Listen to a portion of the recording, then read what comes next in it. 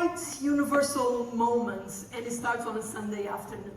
So you're home, your dad wants to watch a movie, and you choose Cowboys. That's safe, he likes that, he's old.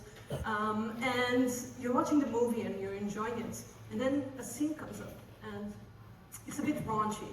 There's people undressing, and your dad is sitting right there, and it's so long, it goes on forever, and it gets really awkward, and it doesn't stop, and then the movie moves on to another scene, and your body does. At that point, you realize you are holding your breath for the entire thing. You feel the tension on your shoulders, and your heart is beating. At that point, you realize that your body was reacting before your conscious experience was. This is because sometimes our bodies informs us of how something actually makes us feel. And this is the base of my entire research.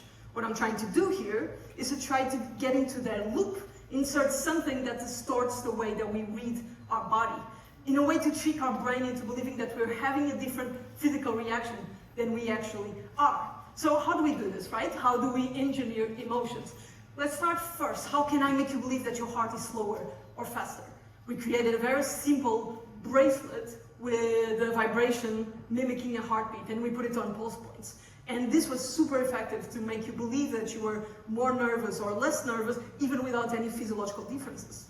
Then we tested VR. What if we can make you believe that your eyes are closing or that you're blinking really fast?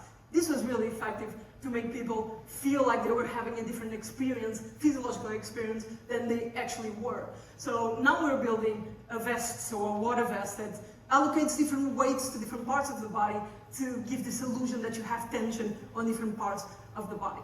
And at this point, you're correctly asking, what's the end game? So my end game here is to create physiological memories that we can override, that we can control. Can we help a veteran when presented with a trigger to make them feel safe?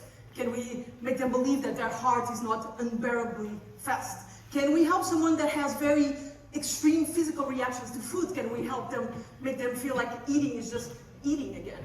Because to me, emotions don't have to be this immutable blueprint of who we are, because they are so shaped, negatively shaped, by many parts of this world that have no business shaping them. We can shape them. We can redraw this blueprint if we can only engineer emotions. Thank you.